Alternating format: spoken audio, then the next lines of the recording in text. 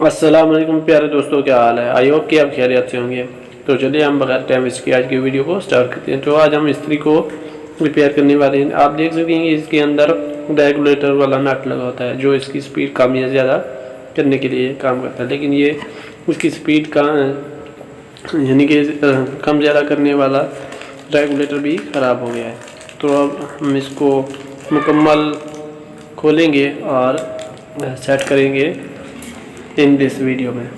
Okay, तो चलिए इसकी बैक साइड जो लगी होती है फटी वो हमने निकाल ली है।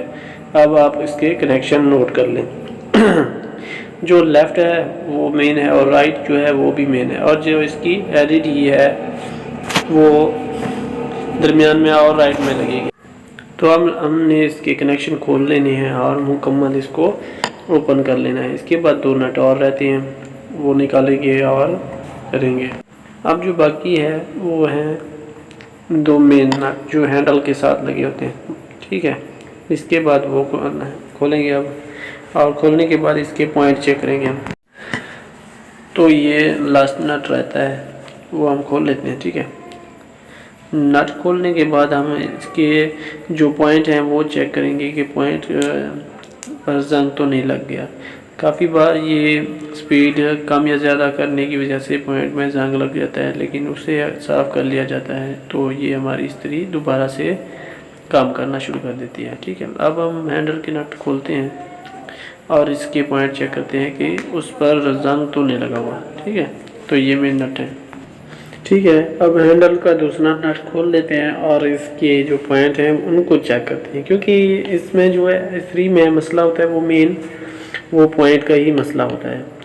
काफ़ी बार इसके एलिमेंट ख़राब हो जाते हैं और जो बड़ा रीज़न आता है वो इसमें पॉइंट का ही रीज़न आता है, क्योंकि पॉइंट जल्दी जल्दी जल जाते हैं और बार बार रगड़ने की वजह से पॉइंट ख़त्म हो जाते हैं। तो इसके पॉइंट पहले मैं चेक करा देता हूँ, ठीक है।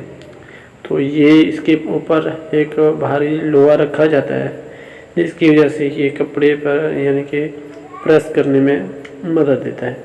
तो इसको निकाल लेते हैं अभी, ठीक है।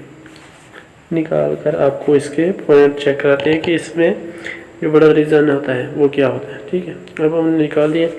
ये देखिए, थोड़ा जूम करके दिखाता हूँ। ये वो जो दरमियान में लगा हुआ है ये है एलिमेंट, और इसके साथ एक और एलिमेंट लगा होता है इसके ऊपर।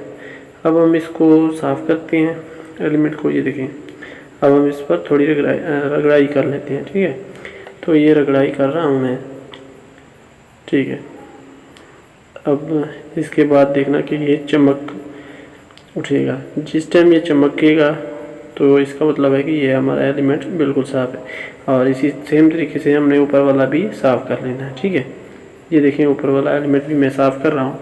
जब दोनों एलिमेंट साफ़ होंगे तो ये कनेक्शन आपस में अच्छे देगा और सप्लाई देगा, ठीक है। जैसे जैसे हम अपना रेगुलेटर को घुमाते जाएंगे वैसे वैसे ये सप्लाई आगे देता जाएगा, ठीक है।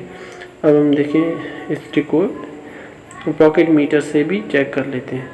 ये देखें, ये बता रहा है कि हमारा अब ओके हो गया। अब इसको मुकम्मल फिट करते हैं दोबारा से भी फिट करने का यही सेम तरीका है।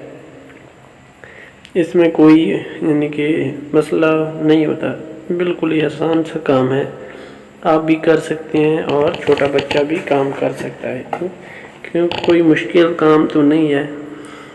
कोई काम बंदा माँ के पेट से सीख कर नहीं आता, सारे काम बंदा दुनिया में आके सीखता है, और दुनियावी काम सिर्फ दुनिया में ही सीखे जाते हैं, बल्कि यानी कि अपने माँ के पेट से नहीं सीखे जाते। तो ये अब मैं दोबारा नट लगा लेता हूँ और इसको अब हम चेक करेंगे, ठीक है। इसके कनेक्शन दोबारा से मैं आपको बता देता हूँ। इसकी होती हैं 3 पट्टियाँ, ठीक है। तीन पट्टियाँ होती हैं, एक लेफ़्ट होती है, एक राइट और एक मीडियम मतलब दरमियानी वाली। जो सप्लाई वाले 2 वायर्स होती हैं, एक आपने लगा देनी है लेफ़्ट में और दूसरी लगा देनी है आपने राइट में। ठीक हो गया, ये सप्लाई हो गई हमारी। अब हमने एलईडी लगानी है, तो एलईडी इसका क्या करें, तो एलईडी जो लगानी है उसकी जो बड़ी वायर है जिसमें रेजिस्टर्स लगी हुई है, यानी कि मज़ामत लगी हुई है, वो आपने लगा देनी है राइट में। और जो छोटी पिन वाली है, छोटी वायर वाली, उस पिन को आप लगा देना है मीडियम में, यानी कि दरमियान वाले में। जिस टाइम ये लगाएंगे, इसके बाद आपने तार वगैरह सही तरीके से लपेट कर इसके अंदर रख के ऊपर इसकी पट्टी लगा देनी है और इसे बंद कर देना। ठीक है, तो ये अब मैं लगा रहा हूँ, तो बंद कर देता हूँ। ठीक है, तो उम्मीद करता हूँ कि आज की वीडियो अच्छी लगी होगी। मिलते हैं अगली वीडियो में। अल्लाह हाफिज़, दुआ में याद रखिएगा।